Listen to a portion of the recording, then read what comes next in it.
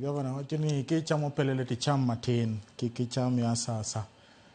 Ka huke county ma Kisumu kendo wadhi e county ma Siaya, kama yun ni en fuongruok ne jodak kama Rarieda kod aluora mare bang' Jagoro mongirore migawo mar weche thieth Ouma Oluga chwalo negi konyo mar sikuku kod ndigni mag wuoth ne jogo ma ni kod ng'ol e kinde ma Jokristo dhialo nyuol mar Yesu Kristus. Kolose e kinde na Oluga okwayo Jokristus mondo oti kod thuolo mar nyasi ni nyayo kwe kod achiel mar oganda kagiluwo ling'any mar Yesu Kristo. E kinde no Oluga kod moko kuom josiasa mane otene okwayo riwruok mar oganda luwo e bwo sirikal mar manywanda motelnegi gi jatend piny William Ruto.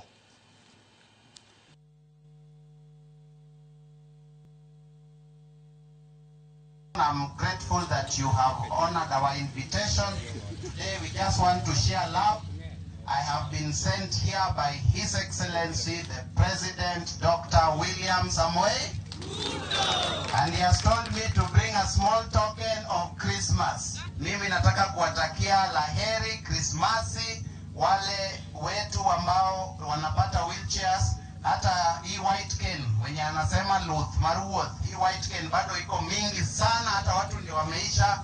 Pia kuna wheelchairs mingi. Pia county tutapatia wheelchairs zingine kwa sababu nataka hii iende kila bahali, na nimepatia wheelchairs kila county. Baba mnapojua alituacha katika hii serikali, baba alikuwa anajua anafanya nini. Baba aliangalia mbele, anapiga hesabu za mbele zaidi.